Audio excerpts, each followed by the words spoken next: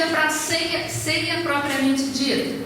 A gente já leu algumas passagens aqui, mas o que é importante a gente destacar aqui, sem o cordeiro, na verdade o que o Brad Pitt diz é que o que se espera é que o cordeiro que Jesus consumiu nessa noite tenha sido imolado em Moriá pelos sacerdotes samaritanos, pelo rito deles, e levado para Jerusalém para Jesus usar na Páscoa.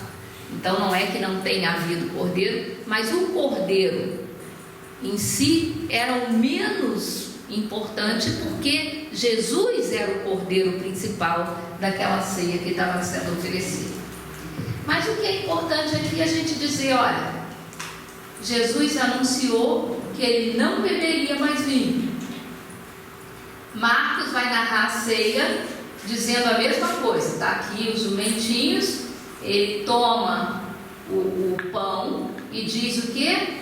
Tomai e comei. Vejam a importância de se comer. Não basta tomar, não basta comer. Aí tem alguns que fazem a pergunta assim: ah, mas eu posso mastigar a hóstia? Isso não é pecado?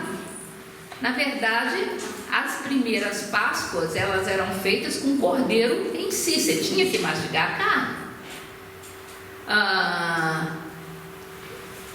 O pão do início dos cristãos era um pão sem fermento, mas era muito mais parecido com um pão árabe do que com a hóstia que a gente tem hoje, muito mais fininha. Ela era mastigada e comida. Inclusive, nós vamos ver daqui a pouco a primeira carta de Coríntios, onde São Paulo vai falar sobre a instituição da Eucaristia, e eles usa esse trecho exatamente para dar uma bronca no pessoal. Por quê? Porque as primeiras missas aconteciam durante uma refeição. Então as pessoas se empanturravam lá de cordeiro, de peixe, de pão, de não sei, e depois vinham em cima e recebiam também o pão consagrado, que era a Eucaristia. Então ele dizia assim: como é que vocês vão discernir, se vocês se empanturram de comida, como é que vocês vão discernir que estão recebendo o corpo de Cristo? E aí a igreja até passa a instituir o jejum. Antigamente as missas eram de manhã, porque as pessoas tinham que ir em jejum para não misturar a consciência do que era a Eucaristia com a refeição. Com o tempo isso foi evoluindo e hoje se prescreve o jejum de 1 hora, menos aquele que precisa se alimentar por questão de saúde, de doença ou de remédio. Mas Jesus diz: isto é o meu corpo, isto é o meu sangue. Mas ele diz: comei, e ele diz: bebei. Então, o corpo e o sangue de Jesus têm que ser consumidos. Daqui a pouquinho a gente vai ver o Evangelho de João 6 e vai entender o porquê de você precisar consumir o corpo de Jesus. Agora, na última ceia, segundo Lucas, não tem grande diferença, mas tem uma frase aqui muito interessante. Porque, Edu, se você acordar, você aumenta a letra para mim.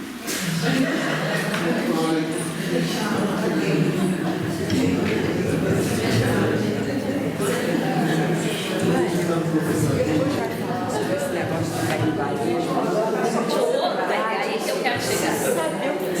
Mas é aí que eu vou chegar. Chegada a hora. Lembra que eu já falei para vocês sobre esse chegada a hora antes? O que significa o chegada a hora? Onde vem isso? Jesus já tinha celebrado várias Páscoas, pelo menos nos 3, na toda a sua vida, várias ceias pascais, e mesmo no seu caminho de vida pública, era pelo menos a 3ª Páscoa que ele celebrava, certo? Em nenhuma delas ele instituiu a Eucaristia? Ou sim? Não. Por quê? Porque ainda não era a sua hora. As bodas de Caná. Aí, pá, é aí que o Brad Pitt puxa.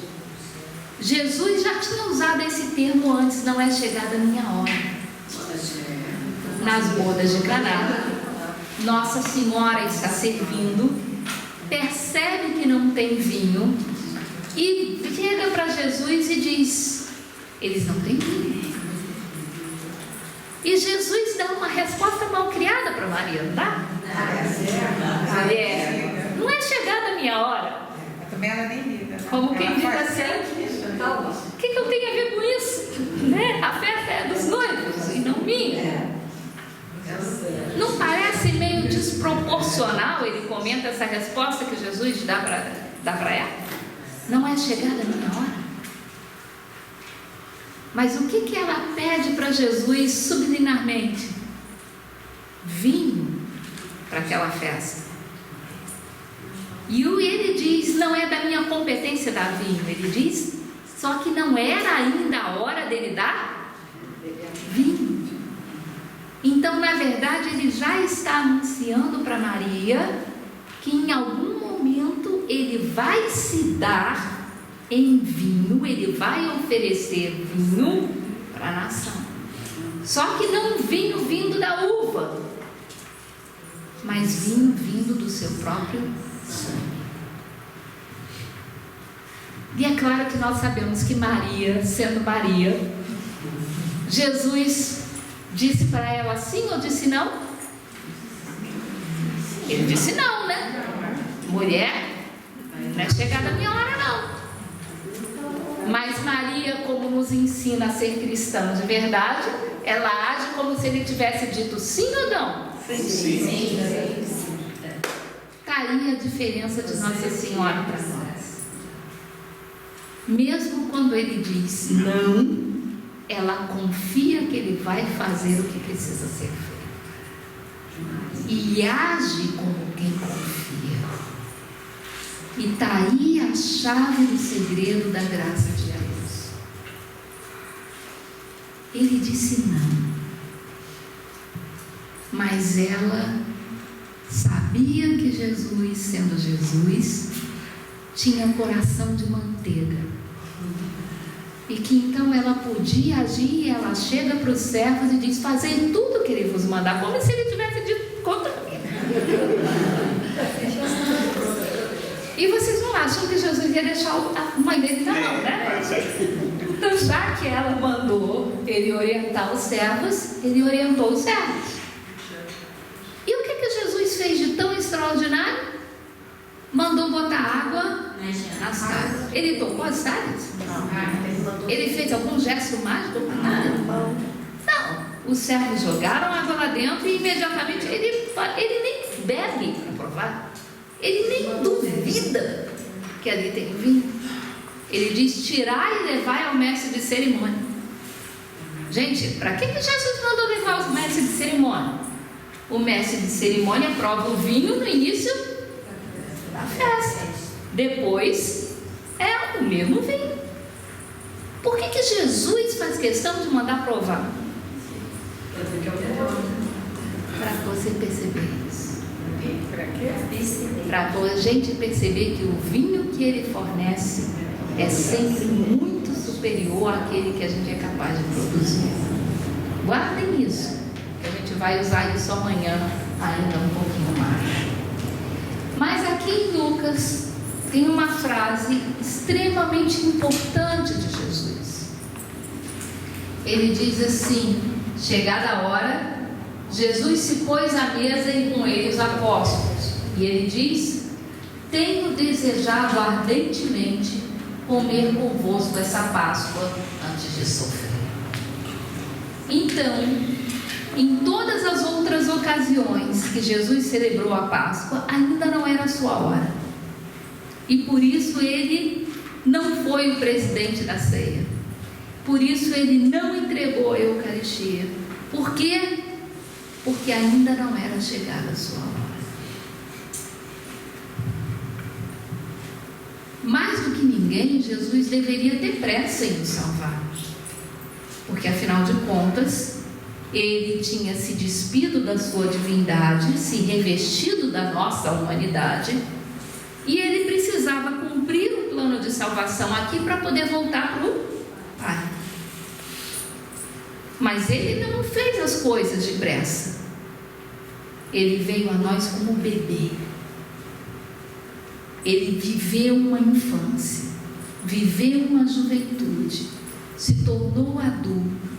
Mesmo como adulto, ele pregou por 3 anos antes de chegar nesse momento.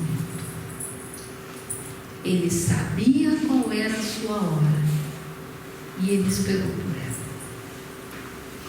Nós muitas vezes queremos determinar para Deus qual é a hora. Qual é a hora da graça, qual é a hora que ele tem que agir, qual é a hora que ele tem que falar, qual é a hora que ele tem que chegar, qual é a hora que ele tem que nos salvar. Mas há um tempo para cada coisa. Um tempo para nascer e um tempo para morrer. Nós temos que confiar que o Senhor sabe a hora. Se mesmo a tarefa mais importante que ele realizou no mundo, que foi a nossa salvação, ele esperou a hora, nós também temos que saber esperar o momento e a hora da graça de Deus nas nossas vidas. Certamente não vai ser igual ao nosso. Certamente não vai ser como a gente quer. Mas sempre vai ser melhor do que o que a gente pensava. O problema é que quando a gente está com um problema que a gente quer que Jesus resolva naquela hora, a gente sempre acha que o nosso problema é o maior problema que a gente já teve na vida. E que se ele não resolver naquele instante, não vai adiantar nada depois. Mas sabe o que acontece? Deus, na sua sabedoria, ele age quando é necessário. E às vezes tudo que era necessário para aquele nosso problema era o tempo. E o tempo passa. E a gente olha para trás e diz: que aquele probleminha que eu tive lá, isso é nada, o que eu tenho hoje é que é pior. Então a gente tem que aprender a confiar irrestritamente no nosso Senhor, no conhecimento que Ele tem da hora propícia de agir, na hora propícia da graça. Às vezes Ele faz rápido, porque a solução precisa vir rápido. Mas às vezes a solução depende de outra pessoa. E Deus não pode, para nos agradar, interferir no livre-arbítrio que Ele dá para aquela outra pessoa. Ah, então eu não vou mais rezar pela conversão do meu filho? Que isso, gente? Pelo amor de Deus. Mas Santa Mônica rezou 30 anos. Imagine se ela tivesse desistido de rezar depois de 10 anos. Imagine se ela tivesse desistido de rezar depois de 20 anos. Imagine se ela tivesse desistido de rezar depois de 30 anos. A nossa igreja teria perdido o santo que foi Santo Agostinho. Então quem somos nós para dar o tempo para a graça de Deus? Ele sabe. Então como é que eu vou rezar? Para que serve eu rezar pela conversão do meu filho? Se Deus batia na porta dele a cada meia hora, a tua oração faz com que Deus passe a bater a cada 10 minutos.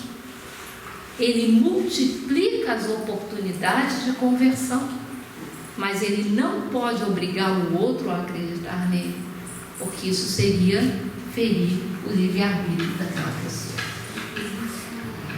Então Jesus sabia que aquela Páscoa seria a última. E aí ele fala: olha só que bonito que é. Tenho desejado ardentemente comer essa Páscoa com Deus. Se a gente tem pressa da graça, muito mais tinha ele. Mas ele esperou o momento dela vir acontecer. E aí nós chegamos na última ceia, segundo São João. E aí o que São João vai falar sobre a última ceia? De que Jesus pegou o pão e o vinho e ofereceu? Você vai encontrar isso em algum lugar na narração da ceia por João? Não. E aí alguns irmãozinhos evangélicos vão dizer assim: então não foi a última ceia. Mas vocês têm que perceber uma coisa: o Evangelho de São João foi o último a ser escrito. Os cristãos já tinham 3 evangelhos antes. Por isso João não se preocupa em repetir a mesma coisa que os outros repetem. Ele até vai repetir a paixão de Jesus, para nos dar alguns detalhes que os outros não tinham. Por quê? Marcos, que foi quem escreveu o primeiro evangelho, não conheceu Jesus. Ele foi discípulo de Pedro e conheceu Jesus a partir das pregações de Pedro. Lucas também não conheceu Jesus. Ele foi discípulo de Paulo.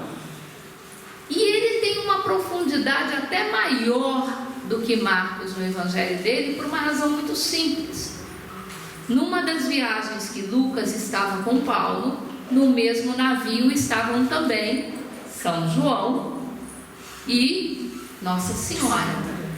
Provavelmente a narração da paixão de Jesus que a gente encontra em Lucas foi descrita para Lucas por Nossa Senhora e por Jesus, que estavam e por João, que estavam aos pés da cruz com João, certo? E Mateus foi discípulo de Jesus, mas ele foi um daqueles que fugiram.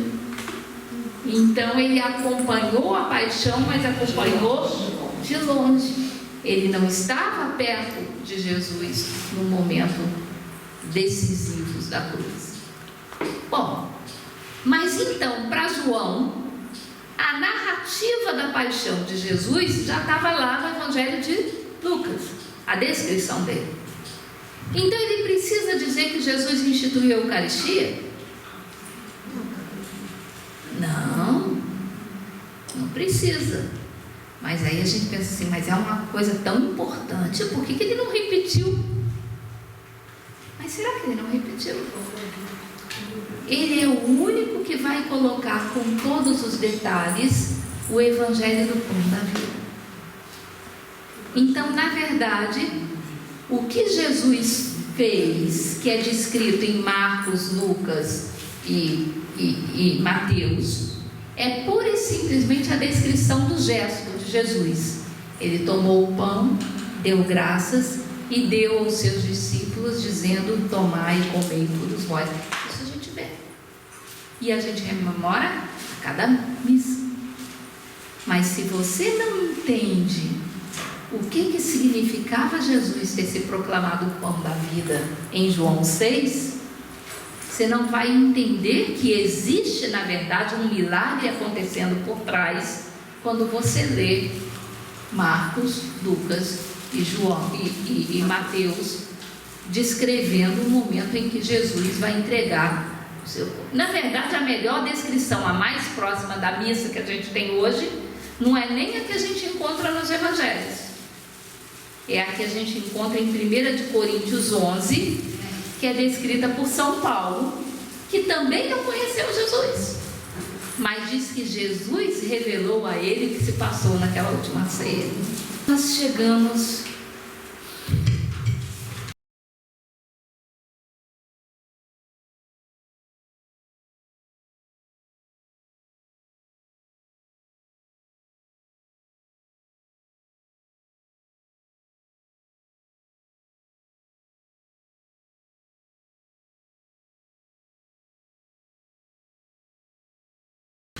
no Evangelho de São João, na narrativa da ceia, onde, na verdade, João não menciona a ceia, porque já vimos, a narrativa de João provavelmente é aquela que a gente vai encontrar no Evangelho de Lucas. Mas João faz outra narrativa. Em João, capítulo 13, nós temos a narrativa do lava-pés, que infelizmente, lembra que a gente falou ainda agora sobre a necessidade do cristão de ver as coisas, de tocar as coisas, de ter o concreto? Infelizmente, para muita gente, o que mais importante acontece nas missas de quinta-feira, onde a gente relembra aquela última ceia, é o lava-pés. Inclusive, essa missa é conhecida como a missa do lava-pés. E, na verdade, o lava-pés era apenas um dos ritos da ceia judaica, que não era um lava-pés, mas um lavar as mãos. Mas João escolhe exatamente esse ponto da ceia judaica para narrar, talvez porque exatamente os outros já estavam no outro evangelho. E esse ponto não foi trabalhado pelos outros evangelistas. O que era normal você purificar na ceia judaica? As mãos. Por quê? Porque o judeu não ingere alimentos sem purificar as mãos. Principalmente porque não existiam talheres de prata naquela época. A maior parte dos alimentos eram tomados pela mão. Então era hábito deles lavar as mãos. Mas o que Jesus estava purificando naquele instante não era a mão, o membro. Era outra coisa. Tanto é que quando ele chega para lavar os pés de São Pedro, e São Pedro diz: jamais me lavarás os pés, vou falar disso já já. Jesus disse: se eu não te lavar os pés, você não tomará parte comigo. Pedro então diz: então me lava inteiro. E aí Jesus disse: você não precisa lavar inteiro, porque você já está limpo. Então, na verdade, não era a parte física que Jesus estava limpando, era outra coisa. Dá para entender? Mas ele estava usando um símbolo. Aí sim é um símbolo. Jesus escolheu lavar os pés. Por que Pedro se escandalizou tanto quando Jesus se propõe a lavar os pés? Porque os pés eram considerados as partes mais impuras do corpo humano. Porque você andava nas ruas de terra, sem calçados para te proteger, então era muito normal os pés. Já viram uma pessoa da roça que o pé racha e que começa a penetrar poeira por entre as rachaduras? Pois é. Então os pés eram considerados a parte mais impura do corpo humano, principalmente porque lembram-se das ruas na época de Jesus como deviam ser. Qual era o principal meio de transporte?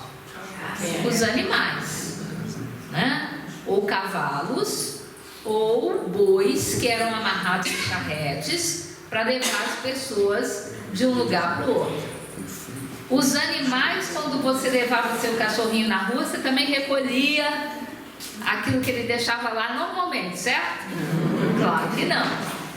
Então imagine você percorrer um quarteirão na época de Jesus. Qual a chance de você chegar no seu destino com o pé limpo? Zero. Então era hábito dos judeus, quando você recebia convidados na sua casa, você oferecer água para lavar os pés, para aquele seu convidado entrar na sua casa e se sentir à vontade. Porque quando você entra, você pisou em alguma coisa que não devia na rua e vai para a casa de alguém, você não se sente constrangido?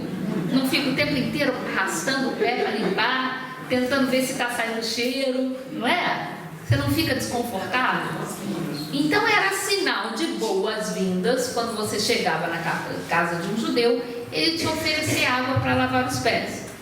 Esse costume começou, sabe onde? Em Gênesis 18, quando Deus visita Abraão. Abraão percebe a presença de Deus naqueles 3 homens, ele corre para eles e diz: que me seja permitido que os meus senhores não passem por aqui sem primeiro terem entrado na minha casa, sem terem lavado seus pés. E Ló, quando recebe os anjos de Deus na sua casa, antes de destruição de Sodoma e Gomorra, ele oferece a mesma coisa, água para lavar os pés. Mas, pelos pés serem tão impuros, tão sujos, essa era uma tarefa que o mais baixo no escalão dos escravos da casa iam fazer. O mordomo não fazia isso. Cozinheiro de jeito nenhum, graças a Deus. Era lá o ralé da ralé dos escravos. E então, daí o choque de Pedro, quando Jesus se propõe a lavar os seus pés. Não, Senhor, de jeito nenhum você vai me lavar os pés. Mas Jesus se volta para ele e diz: o que hoje eu faço não sabes, mas depois tu compreenderás. É uma das músicas da Semana Santa mais bonita que tem, né? E aí, depois ele se senta para explicar para os discípulos. Presta atenção, gente, o que vai acontecer agora. Jesus se volta para os discípulos e diz assim: vós me chamais mestre e Senhor, e dizeis bem, porque eu o sou. Eu sou a palavra proibida da boca do judeu, porque é o termo que define o próprio Deus. Quando Jesus usa esse termo associando consigo, ele está naquele instante proclamando com todas as letras a sua divindade. Então não venha me dizer que o pão que ele consagrou depois foi uma historinha, porque ele estava exatamente revelando para os discípulos dele que ele era quem? Deus. Deus presente no meio deles. Mas vejam, ele se proclama Deus no momento em que ele acaba de exercer a tarefa considerada a mais humilhante do ser humano na época. Porque se um mordomo se sentisse ofendido de ser pedido para lavar os pés de alguém, imagine quando é o próprio Deus que está ali.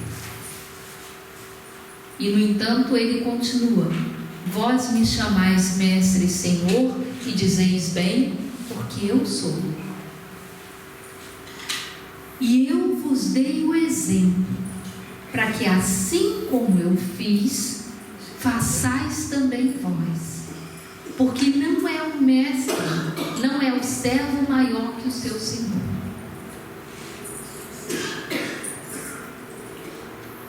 Jesus está fazendo ali a sua despedida dos discípulos. É o último momento que ele tem para falar e orientar as orientações finais para eles. Depois disso, ele vai ser preso e ele já vai ser imediatamente martirizado. Os discípulos quem eram? Aqueles que Jesus tinha separado para servir. Mas nós muitas vezes, como servos, queremos escolher o nosso serviço. Se for para dar palestra, tudo bem, mas para trabalhar na cozinha, não. Se for para ir para a intercessão e ficar aos pés de Jesus, tudo bem, mas ir para limpar o banheiro, também não. Limpar prata, Semana Santa, né? Pois é, de jeito nenhum. Fazer saquinho, botar água no vidro e tal, isso não. E na verdade Jesus está dizendo o seguinte: nem o mais humilhante dos serviços pode ser desconsiderado se esse for o teu chamado. Porque se eu que sou Deus sou capaz de lavar os pés, por que não você? O reino é de Deus.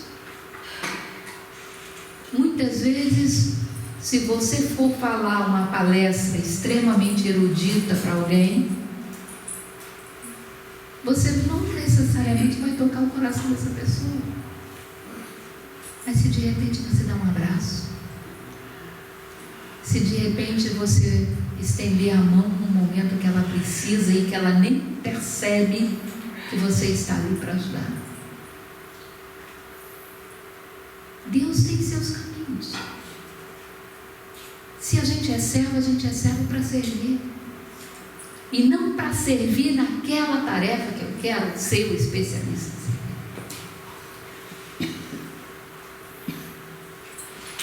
Se a gente quer participar do corpo de Cristo, é participar naquilo que Ele precisa que tenha um membro do corpo dele lá. Se todo mundo quiser ser olho, quem vai ser ouvido? Se todo mundo quiser ser mão, quem vai ser perna? Se todo mundo quiser ser língua, quem vai ser estômago? No serviço do Senhor, cada um tem um chamado. E Deus é quem sabe, porque Ele é que sabe quais foram os talentos que Ele deu para você, para servir na igreja dele. Mas muitas vezes a gente fica querendo colocar rotinas, querendo colocar as nossas escolhas, as nossas prescrições, e aí o que acontece é que o tempo da graça passa, e a pessoa que poderia ser tocada com o seu dom, com o seu talento, se você estivesse aceitando, já seguiu o seu caminho. E o meu pai costumava ter uma frase muito interessante. Ele diz: aquele que Jesus colocou na sua vida para você evangelizar, e você calou, quando você chegar no céu, na porta em frente à sua, vai estar a casa que Jesus tinha preparado para aquela pessoa, para você saber que ela não está lá, porque o evangelho que podia ter levado ela para lá, você não foi capaz de pregar. Ser de Deus é um privilégio, mas é também uma responsabilidade. Jesus podia pregar o evangelho pessoalmente para todas as pessoas, mas Ele quer precisar de nós. Que bacana isso, né? Ele quer nos dar a sensação de que, de alguma forma, a gente contribuiu para colocar um tijolinho que seja na construção do reino dele. Mas para isso, a gente precisa lavar os pés. Mas vejam, gente, você lava os pés imitando Jesus. Ou seja, antes de se propor a lavar o pé do outro, deixa Jesus lavar o seu. Porque se você vai doente servir a Deus, você vai estar mais preocupado em se servir de Deus do que em servir a Deus. O serviço de Deus não é uma fuga. O serviço de Deus não é um passatempo que você faz quando não tem nada melhor para fazer.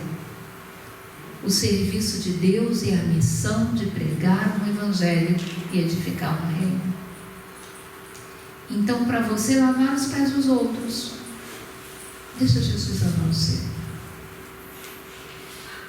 Nós muitas vezes temos medo de deixar Jesus nos cutucar, porque a gente pensa na nossa vida como um lago que tem um monte de lodo lá embaixo e é melhor deixar quieto, porque se mexer a água vai ficar toda turva. Mas se você não mexer, você não consegue filtrar para deixar a água pura e limpa depois. E hoje à noite nós vamos lavar os pés. Nós vamos estar na presença de Jesus, sacramentado, e vamos colocar nas mãos dele o que a gente é, e deixar ele curar o nosso coração, lavar os nossos pés, lavar a nossa alma e nos fazer transparentes. Sabe por quê? Porque muitas vezes não dá tempo de você abrir a boca para pegar o evangelho. é necessário que você seja tão transparente que de longe as pessoas enxerguem a presença de Jesus em você, para elas não perderem a chance de ter um encontro com Deus que faz toda a diferença. E talvez por isso São João tenha colocado essa passagem aí, para dizer que você não se alimenta do corpo e do sangue de Jesus por gula. Você se alimenta para se fortalecer, para servir.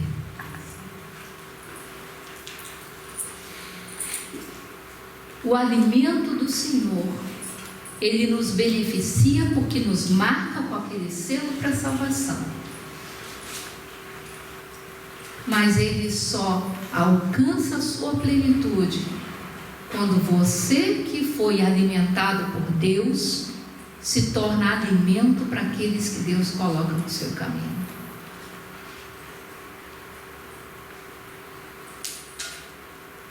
É difícil a gente imaginar a responsabilidade que a gente tem, mas ela existe. E vou mostrar para você de uma forma muito simples. Todo mundo que está aqui nasceu na igreja? Todo mundo que está aqui desde pequenininho amava Jesus, amava a igreja, queria servir a todo povo. Não é o que acontece com a maioria. Para a maioria, Deus colocou alguém na nossa vida que com uma palavra, um convite, um gesto, alguma coisa nos chamou para nos colocar perto da rede onde Jesus passou e nos pescou para ele. Cada um de nós tem uma história para contar de alguém que um dia fez a diferença entre a gente ser um católico que atendia a missa todos os domingos para passarmos a ser católicos que têm fome e sede de conhecer o seu Deus como nós estamos aqui hoje. Nós podemos ser e fazer diferença na vida das outras pessoas.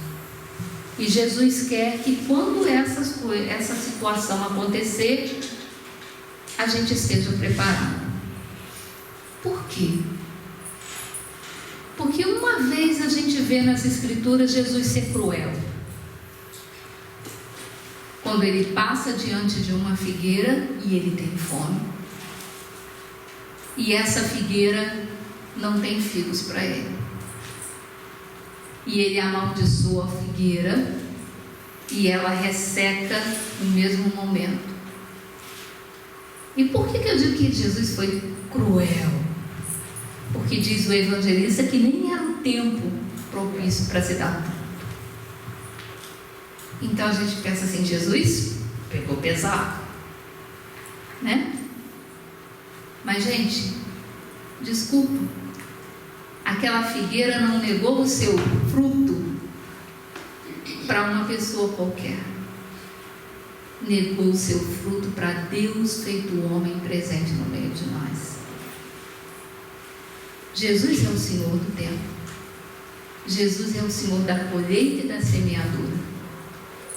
Se é para Jesus, não era impossível para aquela figueira gerar fruto. Mas se ela nega o seu fruto para Jesus, que esperança ele pode ter dela ser útil para alimentar os filhos dele que se aproximam dela? Então, se nós queremos servir a esse Jesus, temos que permitir que ele nos lave os pés, que ele nos capacite, para que a gente seja um instrumento para fazer a diferença na vida das pessoas que ele coloca no nosso caminho. Isso é uma opção ou não é uma opção? Estamos falando das palavras duras de Jesus? A segunda palavra mais dura de Jesus a gente encontra no Evangelho de Mateus, no capítulo 10, versículo 32. Quando ele diz assim: aquele que der testemunho de mim diante dos homens, eu darei testemunho dele diante do meu Pai que está nos céus. Mas aquele que me renegar diante dos homens, eu também o renegarei diante do meu Pai que está nos céus. Então, evangelizar deixa de ser uma opção, passa a ser uma missão. Por quê? Porque é muito importante isso, gente. Essa vida aqui na Terra, ela é muito curta. A vida eterna é para toda a eternidade. Então, porque de repente a gente se omitiu e se negou num instante, que talvez fosse a única oportunidade que aquela pessoa teria dado para Deus, a gente negou a ela a chance de viver uma eternidade inteira diante de Deus no céu. Então não é pouca coisa, né? Por isso Jesus é um pouquinho severo. Mas vamos amainar um pouquinho as coisas. Isso ele fala no capítulo 13 de João. Mas ele também vai falar para a gente, logo em seguida, no capítulo 14, que quando a gente for pregar no Evangelho, a gente não precisa se preocupar muito, porque o Espírito Santo nos será enviado e nos recordará tudo aquilo que a gente precisa dizer. Então não dá para dizer assim, quem sou eu? Porque na verdade Jesus sabe quem você é. E Ele está chamando você porque exatamente Ele sabe que você pode fazer aquela tarefa. Mas o segredo para você fazer a tarefa vem no capítulo seguinte, que é João 15. O que Jesus fala em João 15?